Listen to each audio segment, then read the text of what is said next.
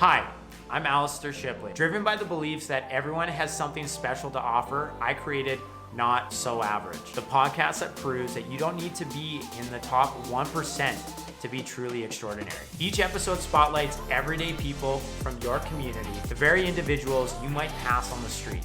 These relatable stories reveal that whether you're a jack of all trades or a niche specialist, we all have unique experiences and valuable lessons to share. Imagine if we all took a moment to realize we're all not so average. Let's get after it.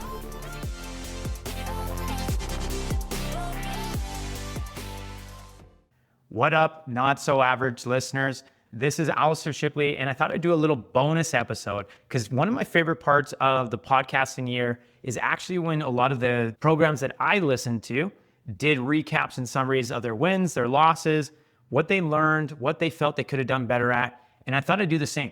I realized that we started this podcast near the end of 2024, but I thought this would be an opportunity to share a little bit about myself as well as some of the things that I really put a lot of focus in that actually gave me a lot of reprieve and also helped drive me into creating better habits that I'm going to carry into 2025. So this year was really interesting for me. 2024 was filled with a lot of personal milestones that were hit. I had a big achievement in my life, shared with my little brother. Him and I finally made the move and became first-time homeowners. This is really exciting. But around that same time frame, we had some losses in our family. We lost a longtime pet, rest his soul, Wyatt. We had him in our life for about 14 years. But this period of time was really exciting for us. Ethan and I got a house really close to where we'd been living for a period of time. And then I also started in an executive role at a solar company based here in Calgary, Alberta, which for a lot of people would be terms for a lot of excitement. For me, I was excited, but the reality was with this role came a lot of responsibility that I was unsure of at the time. And looking back at it now, we're about 10 months into it now. There have been so many learnings from this. Now, this organization grew incredibly quickly, and we grew to, during certain times of the year, hundreds of reps in our program, and that brought a lot of pains that I had to learn as a first-time executive. It was incredible, but with it came a lot of stress. And you're going to hear this a lot through this bonus round or this bonus episode. Stress was the underpinning emotion, feeling, whatever you want to describe during 2024. From there, the year was off to a pretty darn good start. We bought our new house, moved in, hosted a lot of gatherings for our really close friends. And that's something that both my brother and I really appreciated doing. I found a partner. We celebrated the summer like I've never done before. Now, this summer in Alberta is really special. We have incredibly long nights. So you can imagine the sun popping up at about 4:30, 5 o'clock in the morning and not setting until about 11 o'clock at night. But this time of year where it's actually warm enough to really appreciate it is approximately about 12 to 16 weeks. So when you break that down to the amount of weekends that are available, 12 to 16 weekends is not very much, and it goes by really quickly. I sandwiched as much as I possibly could into those weekends as though I was trying to make up for lost time. So I saw every single concert I possibly could. I went and visited every friend that I possibly could. And I actually made several trips down to Nashville, Tennessee, where I got to admit, my heart is in Nashville. I love that city. As a country music fan and a big-time two-stepping dancer, Nashville is just something special about it. It just really pulls me in. And this year, I took the opportunity of going 3 times, twice for some dance festivals where I was actually learning and taking workshops and just growing my ability to become a better dancer, and one to celebrate a really close friend that was finally stepping into his 30s, a little guy. Now, why I brought this up about the breakdown of 16 weekends, I was really excited about sharing this period of time with my friends, with my partner at the time. And what I thought was just simply living in the moment, now in retrospect, actually was an aspect of burning the candle at both ends. I really enjoyed the time that I had, but I wish I took the time to slow it down. It was as though I had no period to rest, and it started to compound and started to lead to a lot of other things in my life. Nearing the end of August, my family had a sudden loss of my grandfather, somebody that actually helped raise my brother and I. My family was closely tied to my grandfather and my grandmother. My brother and I spent most of our after school periods with them up until about middle school or junior high. And my grandfather was a very healthy guy. And then suddenly he was admitted to the hospital for some conditions. And I was over in British Columbia, which is the province beside Alberta, celebrating the summer. And I get a phone call that I have to come home. And at that point, things started to drastically change in my personal life, as well as in my career, things with my family, things with my partner. The stress of losing somebody was drastic. And it led to a lot of family dynamics that I guess we didn't fully process at that time. And it took some other come to Jesus moments to really notice what actually was happening. I found out that although I was very aware of stress in my life, it was something that was snowballing. And frankly, I was blind to it. It took some actual coming to Jesus moments this year that made it too obvious for me to look away from, that these were things that I needed to address. About Q3 of this year, I had some situations where I've never actually encountered this before, but my brother very respectfully and very meaningfully basically told me that the way that I was showing up for our family was very toxic. How I was handling my emotions, how I was quick to react, and my responses were far from my usual. And my little brother brought this to my attention just kindly when he actually gave me one of my birthday presents and just passively just made mention of it was for a rage room where you could go and smash any belongings that you could get your hands on. And I thought it was funny, but then he brought it up later on in the week when I came down to him and mentioned something that had come up, and he said, yeah, part of this was a gift for you to find some relief and relieve a lot of your stress that has been building up, because unfortunately, your emotions have been negative and toxic. So that was the first come to Jesus moment. And then I had my partner at the time bring up that my stress was starting to compound on them as well. So this led me to a lot of personal growth in this later half of the year. One thing that I can say that I've been very lucky and blessed with is having a really strong network of friends and family around me. When my grandfather passed, and then my brother brought to my attention that I was having a toxic relationship with my stress, and how that was coming out for the family was not positive. I had the scenario of my partner and I separating. That brought a lot of introspection into my life at a moment that I didn't really realize I needed it. The crazy thing was, a quote that kept coming up throughout this year was that life has a habit of putting lessons in front of you until you're willing to learn them. I had it brought to my attention several times throughout the year that my stress wasn't being handled in its usual forms. I personally have a lot of outlets that I've always utilized and leaned on when things got really tough. That would be things like jiu-jitsu. I'm a big Brazilian jiu-jitsu fan. Don't get me started on it. Don't paint me with the same brush as Joe Rogan or anything like that. I actually fell into it just haphazardly when I was living in San Francisco, but I cannot say enough good things about Brazilian jiu-jitsu. There's something about this fight or flight response that when you are in the thick of it, when you are feeling incredibly low, when you're feeling like you're personally just making mountains out of molehills, showing up, your lizard brain cannot allow you to focus on those stresses because somebody is literally enforcing their will on you and pushing your cardio and legitimately beating you up if you're not paying enough attention. So I've always had that. I also had dancing. Then I had my friend group, and then I had the outdoors. But everything was compounding. My stress was a lot, and I had to start focusing on this. I started to really look into like, how can I improve how I show up with my stress? Because my ultimate goal is to be a great future father when that opportunity comes to me, and an even better partner to whomever I fall in love with. Now, for that, I cannot be a reactive partner.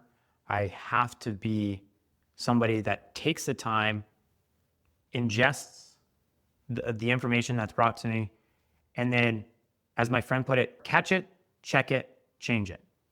So catch the emotion, check it. Is this a valid concern?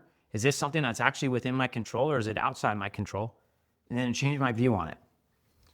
If I want to be an incredible partner, if I want to be an incredible father, I have to understand what is within my control and what's outside of my control, and just let it go. And so with acknowledging what my North Star is, and I just said it, being a father, being a great husband, I started to focus on like, where can I have the biggest impacts? Where can I find reprieve? And the first place that basically started was through meditation and journaling. Now, this sounds very cliche, and I'm one of the people that has actually heard every single podcast I've been on just bring this up. Now, the thing about journaling that I really fell into was the fact that my analytical brain could really cling to it. I could write something out and then revisit it in 1 day, 2 weeks, 3 months, and actually see the change in my thoughts from where I was at in that moment when I'm looking back and where I was at that point in time when I was writing it. So I really enjoyed that. But the thing that actually stuck with me was through Matthew McConaughey's Green Lights. He was actually on a podcast, and I bring this guy up a lot because he is my gold standard, Chris Williamson. He was on the show and he talked about how when he was younger, he got in the habit of journaling, and he told himself that he was going to journal every day no matter what. He was going to journal when things are bad and when things are good. And what often happens is people get in the habit of journaling when things are bad. Me too. I did that same thing previously. Now, this time I was actually intentional about writing down everything that was going on in my head that needed to be processed. And then when things were going really well, I wrote those things out too. So when things were going really bad, I can go back to this and be like, there's my little achievements that nobody else is going to give me a pat on the back for, but I'm appreciative of. So that's things like getting acknowledgement from your friends for some little things. That's you did something great at work. That was you gave back to a homeless person on the street, whatever that was. I also started to put a lot of focus on seeking mentors. And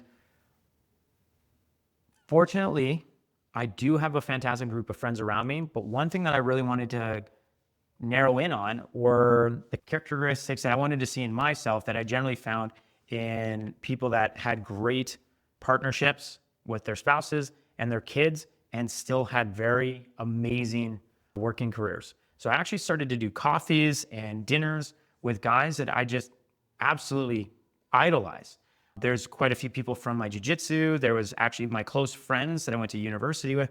I made intentional moments where we would all get together and I'd sit down and I'd just pepper them. I'd ask them questions about their careers. I would ask them about what they were doing with their spouses. I'd ask them where they thought that they could improve, where the heck they could help me improve. And that was huge. So I started to build up my network once again. And then from there, I actually got into meditation as well. Meditation has been a huge thing for me this year. And somebody that's in their 30s, I guess I'm in my mid 30s now. Holy smokes. There is a lot of habits that you've learned over the course of your life. And so just reading Atomic Habits or checking every Reddit forum that says it takes 21 days to create a habit, you got to reframe that. If you're at this stage of your life, or if you're even in your 20s, you have to acknowledge you have to rewrite X amount of years that you've been around in those habits that you've created. I've gotten in the habit of doing meditation every single day at the start of my day, good or bad, does not matter. And then sometimes I pepper in just a little bit of meditation when I feel like I need to check in on myself because I can feel the tension rising. Now, I'm at 100 days straight of meditation for about 15 minutes a day. And for me, that feels really powerful. And I feel a huge amount of reprieve in comparison to what I was 100 days ago. But I also acknowledge that there is so much more I have to do. There are some days I'm sitting there and I cannot get my brain to rest and get into that meditative state that everybody talks about. But I understand that I am improving and I am making those little changes that are worth it. So that was some of my key points that I was utilizing to start addressing my anxiety and my stress. So that was journaling, that was seeking mentors, and also there was meditation. But I am a hyper analytical person, and that's not where I stopped. I had to sit down and actually think, like, where else can I find step changes in how I show up with my stress and anxiety? And some of those areas are like, where can I make more changes? Where can I see that 1% change every single day? What could give me the athletic edge, if you would? So through journaling, I started to evaluate things like what brings me joy and what brings me purpose. So purpose is something that I have battles with quite frequently. And I'm not saying that I don't know what my purpose is, but I have an issue with how social media has clung to the term of find your purpose. You might have heard me when I spoke with Zach Hartley on episode 3, and I asked them about the people pursuing their purpose and if they should do that as a career. And he bluntly indicated, if your purpose does not make you money, you have to find something else that does. It's a privilege to find a career in your purpose. That said, where could I find purpose? So maybe if I didn't find it in my career or I wasn't finding it in other areas of my life, I still felt fulfilled. That actually led me to Not So Average, the podcast. My purpose and where I find the most joy is actually in communicating with others. A weird point to be bringing up when you're staring at a camera in front of a bunch of other people that are staring back at your picture on their screen. But in real life, I really appreciate just sitting down, having a heart-to-heart with somebody and hearing them, hearing their stories, and just communicating through the good, the bad, it doesn't matter. I have been perpetually curious about people ever since I was a kid. And so when I came to that realization, that's an area that I could find a lot of purpose outside of my career. I started Not So Average, the podcast. Now, as you understand, the mission of this podcast is redefining success and basically indicating to others that there's aspects of ourselves that are far from average. But at its core, this podcast is an opportunity for me to continue to have conversations with people that I find to be super freaking interesting. So that was the fourth thing that started to help me with managing my stress. So there was journaling, mentorship, reevaluating my purpose, meditation. But where else could I make huge improvements in my personal health and mental health? I actually had a therapist walk me through the difference of breathing with your chest versus breathing with your stomach. These are just components that I'm not going to get into the medical terms of it, but basically the different types of breathing in your chest versus in your stomach invoke different responses and they calm you down differently. So I started to work on my breathing through, I guess this is your diaphragm. Is this your diaphragm? Don't come at me, internet. But basically breathing through my stomach. So every time that I felt that I needed to take a second and pull back because maybe somebody came at me at work, maybe there was a traffic situation where I was cut off and I wanted to be super reactive, I took Mel Robbins' 5-second rule, and I introduced a breath. So I would take a big breath in through my nose, inflate my stomach, and blow it out. And most times that was enough of a step change that I was off of that. So I introduced breath work. Where else I made changes in my health and my stress management was through improving my sleep hygiene and adding supplements to my life. So it was fun because I did a lot of research and papers and going through things on vitamin D. So as is common when you're going through big changes like I had this year and grieving, there was points in time where I felt very depressed.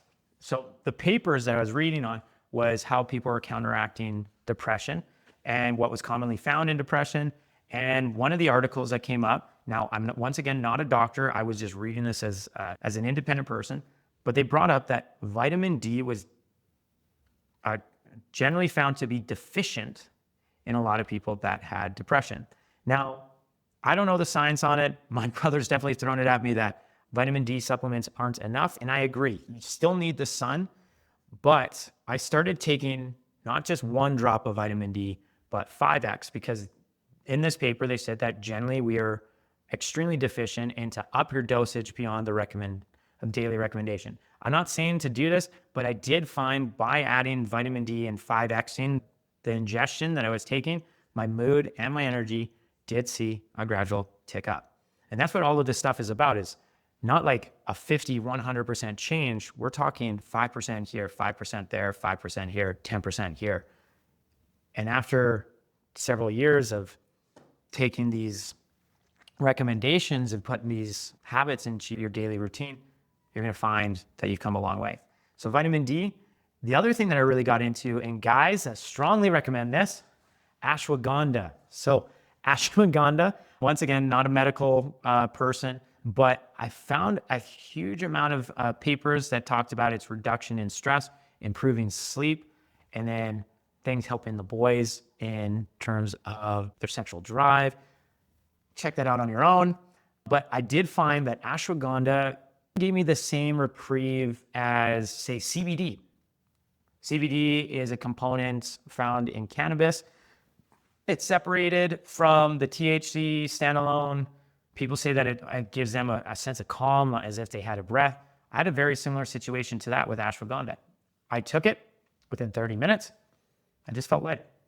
I felt like that mental fog that generally comes in when you're feeling a little anxious and stressed was cut. It was gone. So that was great.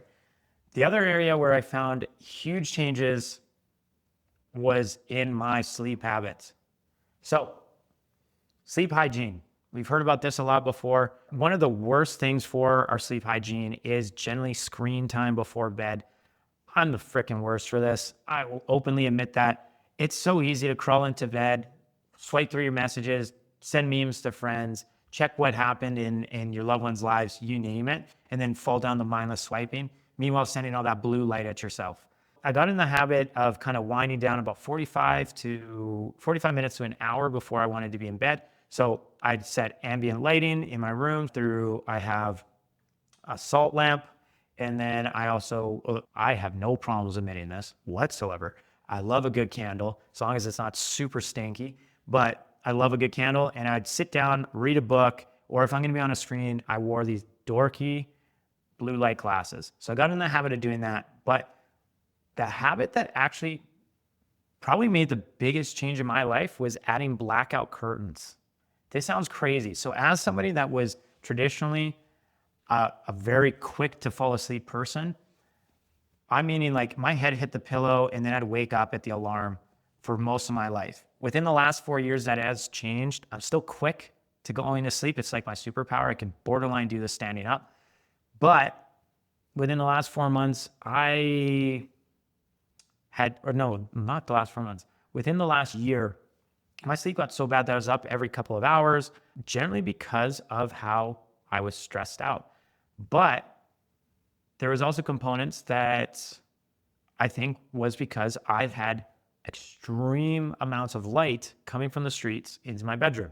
So I introduced blackout curtains to my room, and it was night and day, no pun intended, but my sleep drastically changed. I started to sleep straight through the night immediately. With that, I started to wake up a lot more rested. I was waking up about an hour before my alarm clock, and there was no longer any morning fog that I had. There was no need to like press snooze. I was at it, and my brain was firing on all cylinders. So for me, the biggest changes in my life that I found and helped basically counteract some of my stresses was, once again, introduction of some supplements. So that was vitamin D, a 5x it, ashwagandha, improved my sleep hygiene. So being conscious of what I did before bed. So winding down with a good book, limited screen time. If I did screen time, it was blue light glasses, and then adding blackout curtains to my room. Then on top of that, as I'd mentioned several times, there was meditation and deep breathing, breath work. There was journaling, as well as finding purpose and joy. So those are probably my big components of the year, my biggest takeaways, and things that I'm most actually proud of is this introduction of things and the acknowledgement of how stress was showing up in my life. A couple of weeks ago, I was actually sitting down with a friend, and we were just shooting the breeze as we normally did. And it was crazy to me because I sat down and I told him I'd always come to the realization that I had to be a very active person and be focused on my health because I was of the understanding that my family genetics was always going to be high strung and stressed. And because I knew that stress leads to a lot of health issues, I would have to counteract my family's genetic stresses to stay alive longer. And in that moment when I shared it with him, I was like, that's freaking nuts that I've always believed that I just need to be healthy because I came to terms with the fact that I'm always going to be stressed. Now, outwardly, most people would say before this year that yes, I'd run a little stressed, but it was generally really easy going. I was very calm, but this year was different. And in that moment, I realized I have to freaking combine everything that I'm focusing on right now in terms of how I show up with stress. And I need to actually start addressing the stress itself right now. And that is what my mission is going to be. And that's going to carry into 2025. Other things that have actually been incredibly awesome about this year that I didn't actually expect, and I thought I'd just share these. I added some additional health practices that kind of caught me off guard. I did a 30-day parasite cleanse. And now, don't come at me with, once again, all the science behind it. At the time, my partner was a doctor, and she was very focused on basically the impacts of parasites and molds and how it could show up in different ways and how it could lead to bloating and actually mitigate some of the treatments that she was doing with some of her own patients. And so she wanted to explore this stuff herself. For me, it was way over my head. And at the time, I thought it was a little hokey. Fast forward to the end of the 30-day challenge, I went all in. I didn't miss a single period of time of supplements. And at that point, at the beginning of the 30 days, I had believed like I just had a stress pooch. I had basically this ring around my stomach that I didn't think that I could shake. And it was just due to stress. I did as much cardio as I possibly could. It couldn't disappear. At the end of this 30 days, my bloating in that ring was nearly entirely gone. I won't get into the gruesome details of all the stuff that also came up. This parasite cleanse was a huge value add to my year at 2024. I'm definitely going to do another one. If you're curious about it, I'm going to share the link in the show notes. There's no kickback to me whatsoever, but disclaimer, you should probably talk to somebody about this that is an expert. But what I did find was my intolerances for certain foods had drastically changed. My stress pooch disappeared, and that was all I freaking needed. Other amazing achievements for this year was just kind of the introduction of a monthly guys meetup. Sounds a little crazy, but I just needed to surround myself with guys that I really valued. These were basically people that I idolized, I respected, and I wanted to learn more from so that I could better myself. So I started introducing a monthly meetup. And the really cool thing that has come from this was I basically started to introduce different people from my friend groups to one another. And the guys that showed up all openly admitted like this was a great opportunity for them to expand on their network. They didn't get opportunities like this more often. Just the sheer effort of putting something together was a huge value add for them. And they really appreciated our friendship because of it. This is something that I've been doing now for the last 3 months. If you guys ever get the opportunity, please just try and do gatherings with your guy friends, your dude friends, your manly friends. I don't care. We often hear about women's wine nights and all that kind of stuff, but guys, get out there, go hang out with your buddies. There's a huge benefit for you. The other thing that I'm really actually quite proud of is this year has brought me closer to my brother. He does not listen to this podcast. He's never going to hear my voice online. He's already sick and tired of it in real life. But through moving in together and his brutal honesty about how my emotions were showing up and they were toxic, really strengthened my views of him. And I've taken more of an effort to see him where he's at. Those are some other things that I'm really proud of. And then one other thing that I was wanting to really bring up with people, as I started this podcast, I really ran down some rabbit holes about improving listening skills. It was crazy. As I started to do more journaling, as I did more meditation, as I spent more time with these men's meetups, I started to notice that people feel less and less heard. It's incredible how we have these little devices in our pockets at all times that connect us to thousands, if not millions of people at any given point. And we can basically broadcast our opinions or our thoughts at any given time. But yet, in that noise, people don't feel heard. By me listening to myself, I was better situated to start listening to others. By giving myself a level of compassion, I was able to give others more compassion in terms of conversations. And this was actually really brought to my attention when I was with a couple friends and they opened up about their past relationships. And then it snowballed into a conversation that I had outside of the jiu-jitsu gym. I was out there with a friend that I've known for several years. And I'm not even going to get into the dynamics of mat friendships, but what you do on the mats, you beat the crap out of each other. And it's remarkable how little you end up knowing about somebody after such a long period of time, even though you share this connection of just an ass whooping. We were outside. They were getting to their vehicle, and we got on the topic of what was going on in their family life and their personal life. And in that moment, I immediately understood that it wasn't my time to basically give them advice. It was the case that they just needed to be heard. And I started to offer questions that had them open up more. They told me afterwards that they felt like it helped a ton. This actually set me on a rabbit hole where I started to do a lot of research on TED Talks about improving listening skills. And there's this component of, there's a difference between listening and hearing. You might be listening to somebody, but did you really hear them? And so I fell into this book that I've listened to and read so many times called You're Not Listening by Kate Murphy. I'm going to leave that in the show notes. But it's basically about improving the connection through listening to others. It's remarkable how many times you think that you're having a conversation with somebody, but you just redirected the conversation to something that you're narrowly focused on or an expert in or something that you've experienced. And frankly, it doesn't help these people. There's a really wise person that sat across from me during breakfast one day and said, often when people come to you, they're looking for one of the 4 H's. They want to be helped, heard, hugged, or humped. Which one of those 4 are you willing to offer? That's always stuck with me, and it still makes me smile when I think about it. Guys, this year was quite the roller coaster, but I wouldn't have had it any other way. I'm so excited that it actually led me to starting this podcast. It's been a great opportunity to reconnect with people that I just have always appreciated within my own networks. And now I'm getting to the point where my friends are introducing me to their friends that should be on this show. And I can't wait to give you the tidbits and the golden nuggets at the end of 2025.